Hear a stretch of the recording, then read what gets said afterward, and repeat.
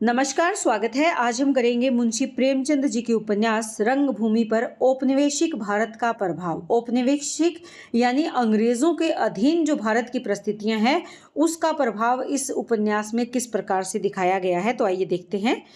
देखिए, प्रेमचंद का उपन्यास क्या है? रंगभूमि। इस पर औपनिवेशिक भारत की सामाजिक, आर्थिक और राजनीतिक परिस्थितियों को गहराई से उजागर किया गया है।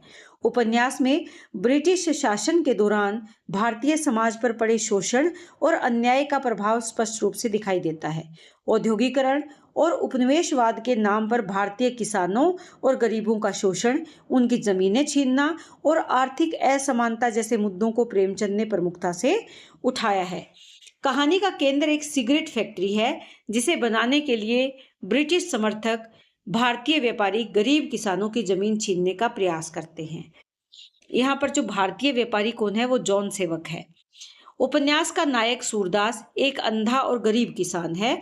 अपनी जमीन के लिए ब्रिटिश सत्ता और उसके समर्थकों के खिलाफ खड़ा होता है।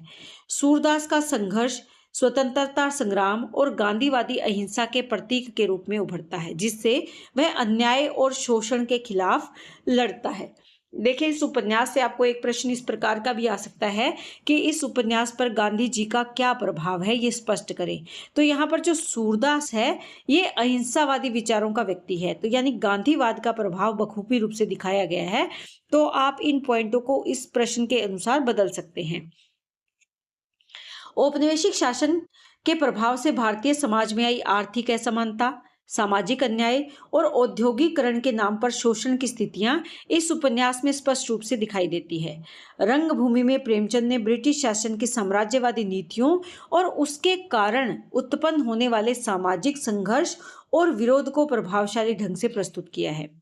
इस उपन्यास में औपनिवेशिक भारत का प्रभाव गहरे और व्यापक रूप में चित्रित किया गया है।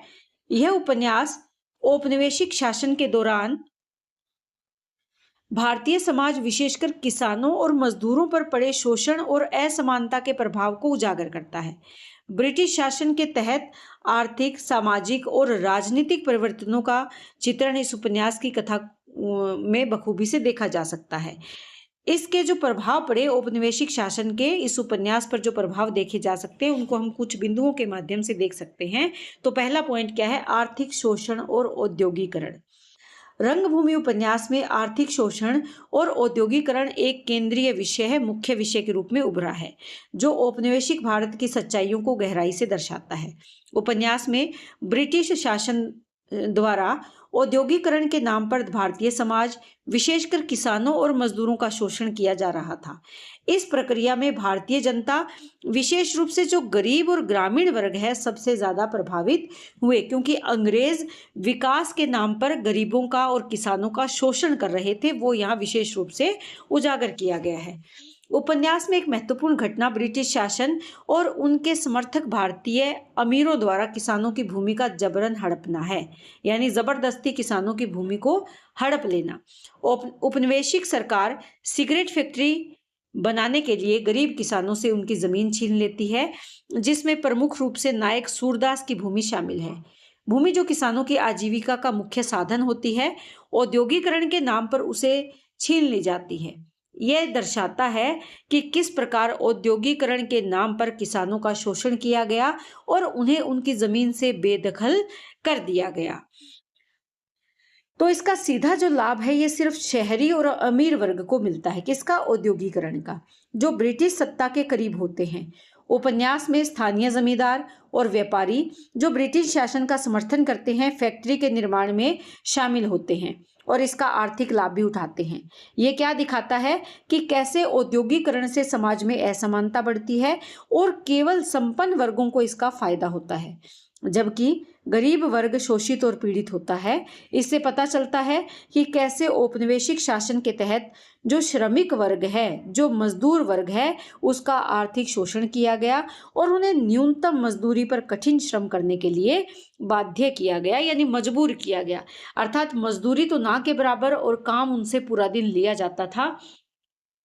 तो इस प्रकार का जो चित्रण है, वो हमें इसमें देखने को, इस उपन्यास में देखने को मिलता है।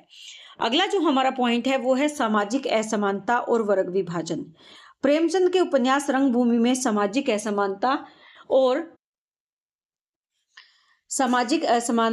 और वर्ग विभाजन की समस्या प्रमुख रूप से उभरकर सामने आती है। इस उपन्यास में अगर हम देखें तो औपनिवेशिक भारत के उस दौर को चित्रित किया गया है जब समाज में अमीर और ज्यादा अमीर हो रहा था और गरीब और ज्यादा गरीब हो रहा था, यानी दोनों के बीच की खाई गहरी थी। और ब्रिटिश शासन ने इस असमानता को और ज्यादा बढ़ाया। इस असमानता और वर्ग विभाजन का मुख्य कारण आर्थिक शोषण, औद्योगिकरण और उपनिवेशिक शासन की नीतियां थी, जिससे समाज के कमजोर और गरीब वर्गों को और अधिक असहाय बना दिया था। इस उपन्यास में अगर हम देखें तो अमीर वर्ग, जिसमें व्यापारी, जमींदार, ब्रिटिश समर्थक लोग शामिल हैं, ये समाज के शक्तिशाली और प्रभावशाली लोग हैं। दूसरी ओर गरीब किसान और श्रमिक वर्ग जैसे कि सूरदास और उसके साथी किसान या समाज के सबसे निचले तबके में जो आते हैं वो लोग शामिल हैं। अमीर वर्ग अपनी आर्थिक और राजनीतिक ताकत का उपयोग करके गरीब वर्ग का शोषण करता है। उदाहरण के लिए जो फैक्ट्री निर्माण का काम है उसके लिए गरीब किसानों की भूमि जबरन छीनी जाती है, जिससे कि उनके जीवन पर बुरा प्रभाव पड़ता है। औपनिवेशिक भारत के दौरान शहरीकरण और औद्योगिकरण ने समाज में शहरी और ग्रामीण वर्गों के बीच जो विभाजन पैदा किया, इससे शहरी क्षेत्रों में रहने वाले अमीर और व्यापारी वर्ग आधुनिक सुविधाओं का आनंद उठाते हैं, जबकि जो गरीब किसान और मजदूर है वो वर्ग औद्योगिकरण की मार झेलते हैं। उपन्यास में स्पष्ट किया गया है कि शहरी क्षेत्रों में होने वाली आर्थिक प्रगति का लाभ केवल अमीर वर्ग को मिलता है, जबकि ग्रामीण वर्ग और अधिक गरीब और असुरक्षा में धकेल दिया जाता है। उपनिवेशिक शासन के अधीन सत्ता का केंद्रीकरण ब्रिटिश अधिकारियों और उनके भारतीय सहयोगियों के हाथ में था। इस गठजोड़ का सीधा असर किस पर पड़ा? गरीबों पर, क्योंकि सत्ता और धन का उपयोग उन्हें और अधिक दबाने के लिए किया जाता है। अमीर लोग अपनी स्थिति को मजबूत करने के लिए गरीबों का शोषण करते हैं और उन्हें किसी भी प्रकार का सामाजिक या आर्थिक उन्नति से वंचित रखते हैं। ना तो इनकी सामाजिक विकास हो पाता है, ना ही वो आर्थिक दृष्टि से समृद्ध हो पाते हैं। अगला जो हम पॉइंट बनाएंगे, स्वतंत्रता संग्राम और विरोध की भावना। इस उपन्यास में स्वतंत्रता संग्राम और विरोध की भावना प्रमुख रूप से चित्रित की गई है। यह उपन्यास औपनिवेशिक भारत के उस दौर का प्रतीक है जब ब्रिटिश शासन के खिलाफ व्यापक जन आंदोलन और स्वतंत्रता संग्राम चल रहे थे। प्रेमचंद ने उपन्यास के नायक सूरदास के माध्यम से उस समय की जनता में जाग रही स्वतंत्रता और विरोध की भावना को जीवंत रूप में प्रस्तुत किया है। सूरदास का संघर्ष न केवल व्यक्तिगत भूमि के अधिकार के लिए है, बल्कि ये उपनिवेशिक सत्ता के अन्याय और शोषण के खिलाफ एक सामूहिक विद्रोह का प्रतीक है जो उस समय के समाज में चल रहा था। इस उपन्यास का मुख्य पात्र सूरदास, ये एक अंधा किसान है। अपनी भूमि को बचाने के लिए ब्रिटिश शासन और उसके भारतीय समर्थकों के खिलाफ खड़ा हो जाता है। सूरदास का संघर्ष केवल एक व्यक्ति की लड़ाई नहीं, बल्कि यह उस भारतीय जनता की स्वतंत्रता की आकांक्षा का, इच्छा का प्रतीक है। सूरदास का संघर्ष शोषण और अन्याय के खिलाफ सत्य और नैतिकता की जीत की ओर संकेत करता है।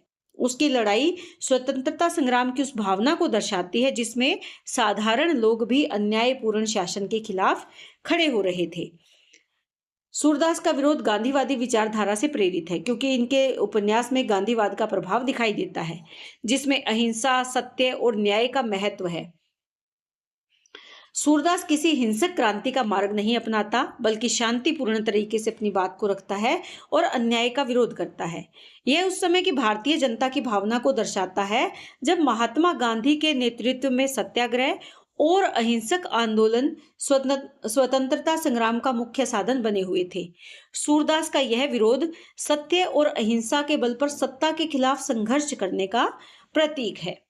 उपन्यास में न केवल सूरदास का व्यक्तिगत संघर्ष महत्वपूर्ण है, बल्कि उसके साथ खड़े ग्रामीणों का सामूहिक विरोध भी महत्वपूर्ण भूमिका निभाता है। यह सामूहिकता स्वतंत्रता संग्राम में भारतीय जनता की एकता और संगठित विरोध को दर्शाती है।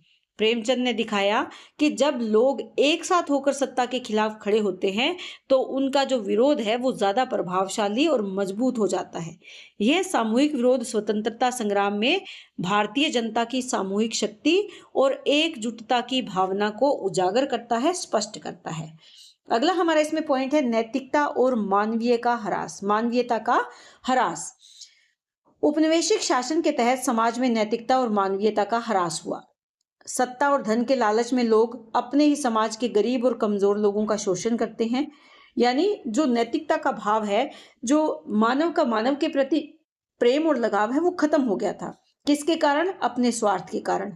उपन्यास में जो स्थानीय अमीर और व्यापारी हैं, ये ब्रिटिश शासन के साथ मिलकर गरीब किसानों के जमीन हड़प लेते हैं। प्रेमचंद के उपन्यास रंगभूमि में नैतिकता और मानवीयता का ह्रास एक महत्वपूर्ण विषय है, जो औपनिवेशिक शासन और औद्योगिकरण के नाम पर समाज में बढ़ते शोषण और अमानवीयता को उजागर करता है। उपन्यास में ये दिखाया गया है कि कैसे धन और सत्ता के लालच में लोग नैतिक मूल्यों और मानवीय संवेदनाओं की उपेक्षा कर रहे हैं। ब्रिटिश शासन के दौरान समाज में सत्ता और धन के प्रभाव से मानवीयता और नैतिकता का पतन स्पष्ट रूप से सामने आया है। सत्ता और धन के प्रति लालच ने लोगों की नैतिकता को कमजोर कर दिया। उपन्यास में जो स्थानीय जमींदार और व्यापारी है, वो ब्रिटिश सत्ता के साथ मिलकर किसानों की जमीन हड़पते हैं। इसका जीवंत उदाहरण इस उपन्यास में देखा जा सकता है। इन लोगों ने अपना नैतिक कर्तव्य भूलकर गरीब और असहाय किसानों का शोषण किया, उनके जीवन की कठिनाइयों की अनदेखी की और केवल अपने लाभ के लिए काम किया। यानी जो भी काम किया, किस लिए? अपने स्वार्थ के लिए। इससे ये पता चलता है कि किस तरह औपनिवेशिक शासन के अंतर्गत लोगों की नैतिकता गिरती जा रही थी। अमीर और सत्ता में बैठे लोग गरीबों और कमजोर वर्ग के प्रति पूरी तरह से संवेदनहीन हो गए थे। किसान अपनी जमीन खोते हैं और उनकी आजीविका खतरे में पड़ जाती है, लेकिन जो जमींदार है, व्यापारी है और ब्रिटिश सरकार के अधिकारी थे, वो उनके प्रति हमेशा उदासीन रवैया ही रखते हैं। उनके लिए केवल अपने उद्योगों और धन की वृद्धि ही सबसे महत्वपूर्ण होती है, जबकि गरीबों की दुर्दशा और उनकी मानवता की पूरी तरह से उपेक्षा की जाती है। यह स्थिति समाज में मानवीयता के पतन को दर्शाती है। अगला जो हमारा पॉइंट है इसमें वो क्या है? भारतीय जीवन शैली और परंपराओं का ह्रास। देखिए, प्रेमचंद के उपन्यास रंगभूमि में भारतीय जीवन शैली और परंपराओं का जो ह्रास है या इनका जो पतन है वो दिखाया गया है। ये एक महत्वपूर्ण विषय के रूप में है। उपनिवेशिक शासन और औद्योगिकरण के कारण भारतीय समाज में जो परंपराएं हैं और परंपरागत जीवन शैली है, इसके साथ साथ जो सांस्कृतिक मूल्य हैं, वो धीरे धीरे कमजोर होते जा रहे थे। औद्योगिकरण और शहरीकरण के नाम पर किसान और ग्रामीण समाज की पारंपरिक जीवन शैली को खत्म कर दिया जाता है। उस समय जो उपनिवेशिक शासन के दौरान ब्रिटिश सत्ता ने भारतीय जीवन शैली और परंपराओं को तोड़ने तथा उन्हें अपने तरीके से बदलने का प्रयास किया। पश्चिमी प्रभाव और औद्योगिक विकास के चलते भारतीय ग्रामीण समाज की जो सादगी है, मानवीयता और पारंपरिक जीवन के मूल्य कम होते जा रहे थे।